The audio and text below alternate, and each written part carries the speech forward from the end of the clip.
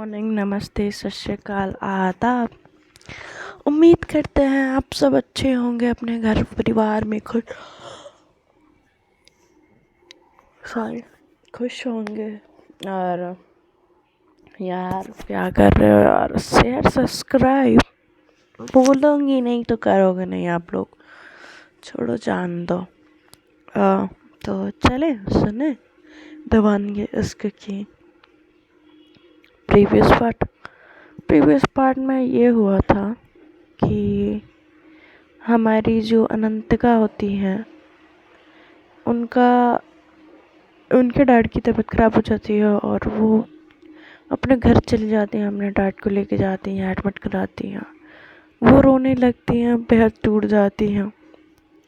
रोते रोते वो खुद को ही कोस रही होती हैं। बस अब सुनते हैं आगे। वो रोए जा रही होती हैं और सिमरन और प्रियंका आगे खड़ी होती हैं। तब तक प्रियंका को प्रिया फ़ोन करती हैं, तब प्रिया को बताती है प्रियंका।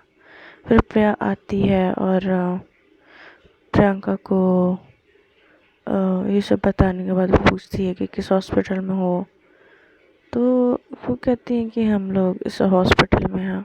और वो आती है, देखती है हमारी अनंतिका का ये हाल, उसके आंखों में भी आंसू हो जाते हैं। कहती है कि मत रो अनंतिका, तू ऐसे रोएगी, ऐसे टूट जाएगी तो अंकल को कौन संभालेगा। कहती है कि यार मैंने एक रिस्पॉन्सिबिलिटी के चक्कर में दूसरी रिस्पॉन्सिबिलिटी कैसे भूल गई। मैं कितनी क्या कहूँ, मैं इतनी लापरवाह, इतनी कैसे हो सकती हूँ। मैं अपने पापा का ध्यान नहीं रख पाई, कैसी बेटी हूँ मैं यार। तो वो रोते हुए बोलती हैं, उनकी आवाज़ों में वो दर्द पता चल रहा होता है, तकलीफ़। और वो तकलीफ़ उनकी आँखों से, उनके चेहरे से, उनकी आवाज़ से, हर वो चीज़ में उनकी तकलीफ़ झलक रही होती है। क्योंकि अनंतिका बचपन से ही अकेली रही होती है और जो भी प्यार मिला हुआ होता है उसके डैड से ही मिला हुआ होता है। और उनकी बुआ जो घर पे होती हैं उनको तो कोई पड़ी नहीं होती है। अचानक से उनकी बुआ क्यों आ जाती हैं और ये सब क्यों हो जाता है, वो खुद नहीं समझ पाते हैं कि अभी वो कैसे संभालेंगी, दोनों चीज़ों को कैसे मैनेज करेंगी।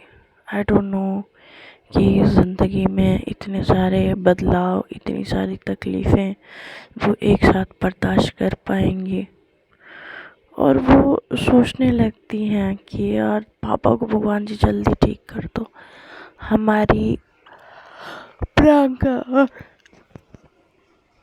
सिमरन भी यही दुआ कर रही होती हैं कि सब कुछ ठीक हो जाए और उनके डैड की तबीयत भी ठीक हो जाए। और वो हमारी सिमरन जो होती है अनंतिका को समझा रही होती हैं और कहते हैं कि डोंट वरी, सब ठीक हो जाएगा, मैं हूँ ना।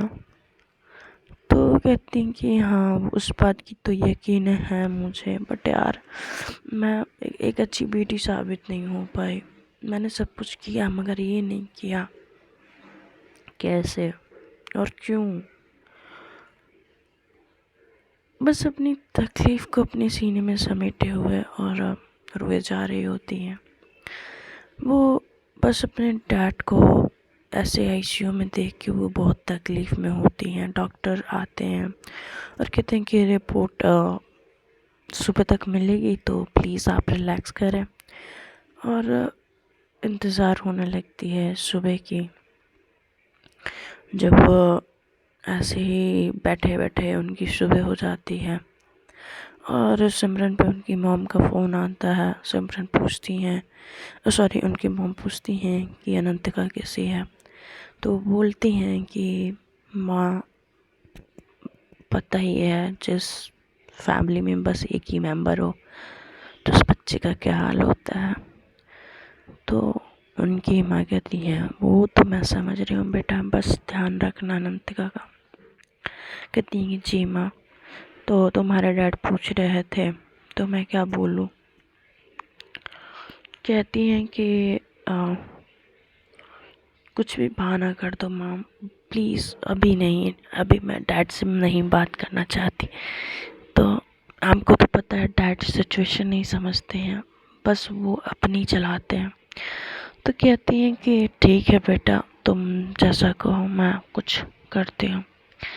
फिर प्रियंका कहती हैं कि मैं तुम दोनों के लिए कुछ घर से जाके और बना के लाती हूँ। तो कहती हैं कि ठीक है,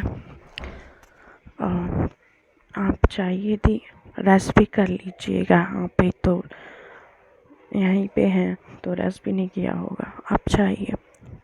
प्रिया कहती है कि 1 मिनट प्रियंका, मैं चलती हूँ ना तो मैं छोड़ देती हूँ, और कुछ भी ज़रूरत हो सिमरन कॉल लगा लेना आप। तो कहती हैं कि ठीक है, आप लोग वो आइए। और जो हमारी अनंतिका होती है वो बस एक मन में बातें दबा के बैठी हुई होती हैं, कुछ बोल नहीं रही होती, कुछ समझ नहीं रही होती। वो मन में उसके हजारों सवाल चल रहे होते हैं। अचानक से उसकी दुनिया में कैसा भूचाल आया होता है। फिर ये सब हो जाता है और इधर प्रिया के साथ घर की तरफ जा रही होती है। तो प्रिया पूछती है कि ये सब कैसे हो गया। तो कहती है कि अंकल की तबीयत पहले से भी खराब थी और डैड को मनाने के चक्कर में ये सब हो रहा है। पता नहीं डैड क्या चाह रहे हैं और क्यों चाह रहे हैं। तो कहती हैं कि अभी सब ठीक है। तो कहती हैं कि अभी कुछ ठीक नहीं है, आई डोंट नो कब सब कुछ नॉर्मल होगा, सब सही होगा। उम्मीद करते हैं कि अभी ठीक हो जाएगा, अभी ठीक हो जाएगा, बट कुछ ठीक ही नहीं होता है और हालात बिगड़ते चले जाते हैं। प्रिया उनका हाथ प्रियंका को पकड़ी हुई होती हैं और साथ लेके जा रहे होते हैं। और प्रियंका इमोशन में ये भी बोल देती हैं कि डैड ने अनंतिका को मारने की कोशिश भी की है। तो ये बात जब वो सुनती है देखती क्या, तो कहते हैं हाँ मुझे तो लगा कि आपको पता होगा। तो कहते हैं कि नहीं, मुझे तो अनंतिका ने ये नहीं बताया। तो कहते हैं कि हाँ डैड ने मरवाने की कोशिश करवाया था, बट वो उस वक्त हमारी अनंतिका का लक बहुत अच्छा था कि कुछ गलत नहीं हुआ। तो इस हद तक तुम्हारे डैड गिर जाएंगे हमें पता नहीं था। कहती हैं कि हाँ मुझे भी नहीं पता था कि डैड इस हद तक गिर जाएंगे। मुझे नहीं समझ आ रहा है कि क्या चल रहा है हमारे लाइफ में। कहती ठीक है चलो गाड़ी में बैठो, चलते हैं घर की तरफ। कहती हैं कि हाँ। बैठ के वो जाने लगते हैं घर की तरफ। और इधर सिमरन कोशिश कर रही होती है अनंतिका को संभालने की, सारी चीज़ों को सॉर्ट करने की, बट यहाँ पे इंतज़ार होता है, एक लंबा इंतज़ार होता है। और सिमरन के साथ अनंतिका के साथ सिमरन होती हैं। फिर सुबह होती है, रिपोर्ट आता है, डॉक्टर कहता है कि उनकी हार्ट सर्जरी करनी पड़ेगी। तो कहते हैं कि क्यों डॉक्टर। कहते कि पहले भी आपके पापा को माइनर अटैक्स आ चुके हैं और अभी भी आया है तो ब्लॉकेज बढ़ चुके हैं और अभी सर्जरी करनी पड़ेगी। तो कहती हैं कि ठीक है डॉक्टर, आप तैयारी कीजिए, मैं पे करती हूँ पैसे। तो कहती हैं कि हाँ। वो जाती है, सिमरन को बोलती, कहती कि सिमरन तुम यहीं रुको, मैं बैंक से आती हूँ, ठीक है। और अपना ध्यान रखना। उनके फेस को टच करते हुए वो जाती है और अपनी गाड़ी को स्टार्ट करती है, बैंक जाती है, पैसे कैश कराती है। बट वापस आते आते अचानक से पता नहीं अनंतिका को क्या होता है, वो अपने घर की तरफ चली जाती है और वहाँ से कुछ बनवाती है और लक्ष्मी से बोलती है कि टिफ़िन पैक कर दो, और बुआ के पास जाती है।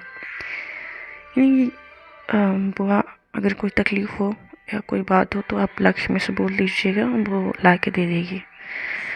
लक्ष्मी देख लेना बुआ को। तो वहाँ पे बुआ जी कहती हैं कि बिटिया तुम कब तक घर आओगी, हैं अब तो तुमको घर आ जाना चाहिए, अब एक लड़की के चक्कर में तुम्हारे बाप का ये हाल हो गया, अब तुम कभी आओगी, अभी हमें नहीं मालूम।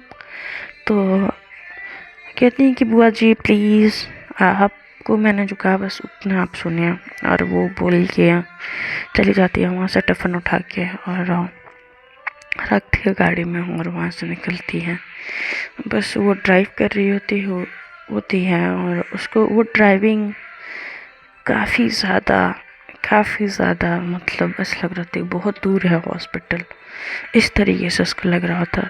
जब आपकी लाइफ में कोई इम्पोर्टेंट इंसान होता है और उसकी ज़िंदगी पे बनाती हैं तो हर रास्ता बहुत दूर लगता है कि अपन कितना दूर हैं,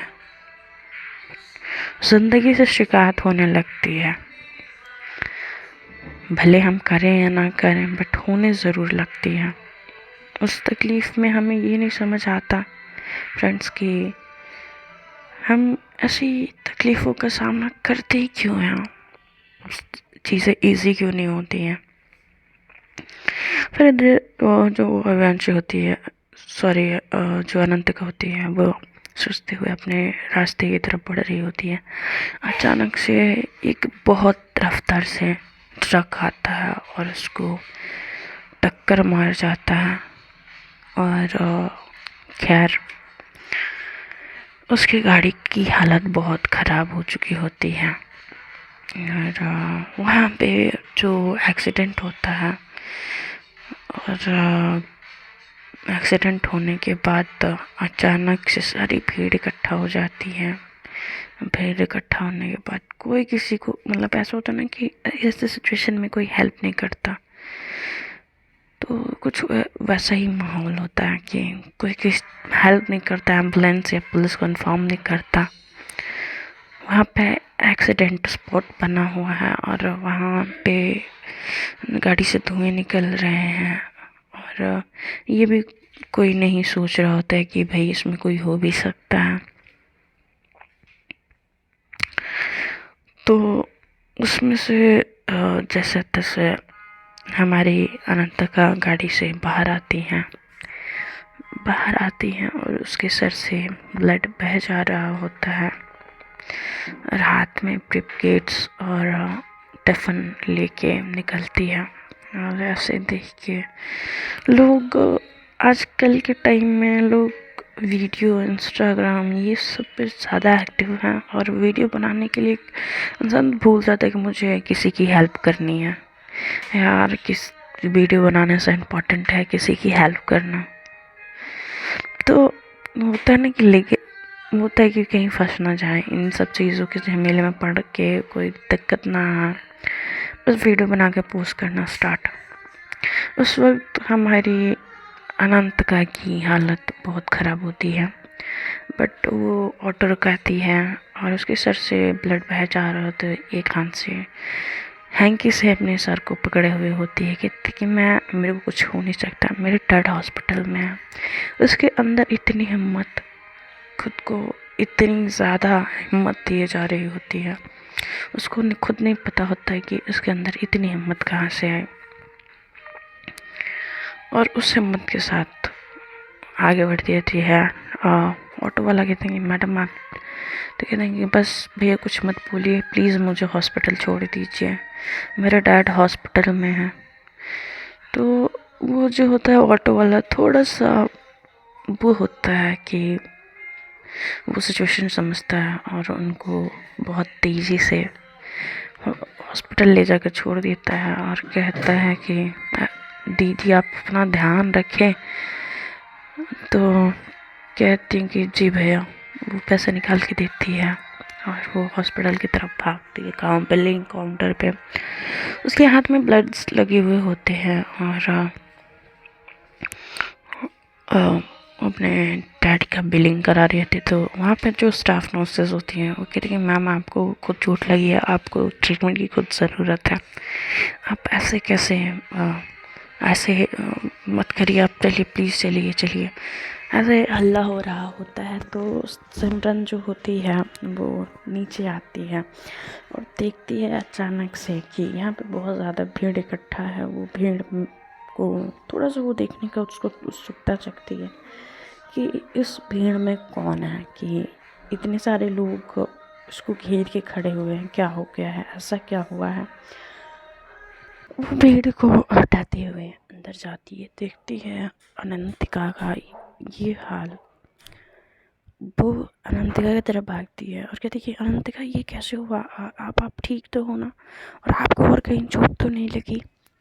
और वो ऐसे परेशान होके उनको देखने लगती है। कहती है कि मैम इनको उधर जो नर्सेज होती है उनको कहती हैं कि आप चलो, मैं पैसे देती हूँ ना, मैं आप जाओ।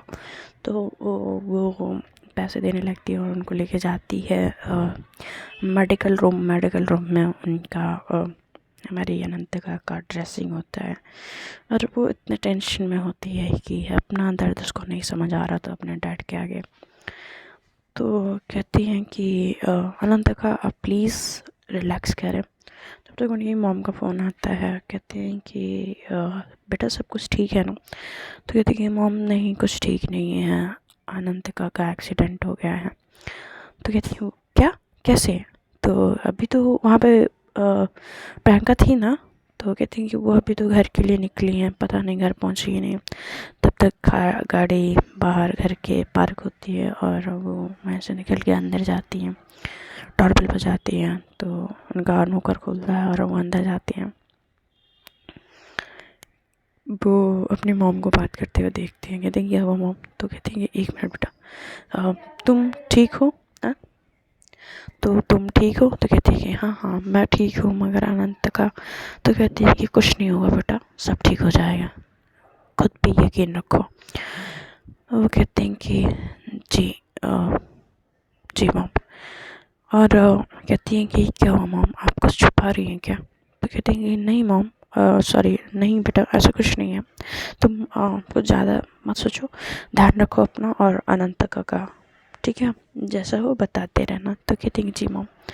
वो फ़ोन रख देती हैं और उनके दिमाग में वो पुरानी बातें चलने लगती हैं कि छोड़ना नहीं है इस बार। और वो उनके दिमाग में बातें चली रही होती हैं। तो धन प्रियंका पूछती हैं कि क्या हुआ मॉम, आप ऐसे खो क्यों गई। कहती वो अनंतिका का एक्सीडेंट हो गया। तो कहती हैं कि क्या, मैं तो अभी वहीं से आ रही हूँ। तो कहती हैं कि तुम्हारे आने के बाद हुआ, वो पैसे लेने के लिए गई थी। तो कहती हैं कि अच्छा, बट ज़्यादा तो नहीं लगी ना माँ, मैं जल्दी से आप मुझे नाश्ता बना के दे दीजिए, मैं लेके जाती हूँ दोनों के लिए। तो वो कहती हैं कि हाँ बेटा, बट मॉम आप ऐसे क्यों खोई हुई हैं।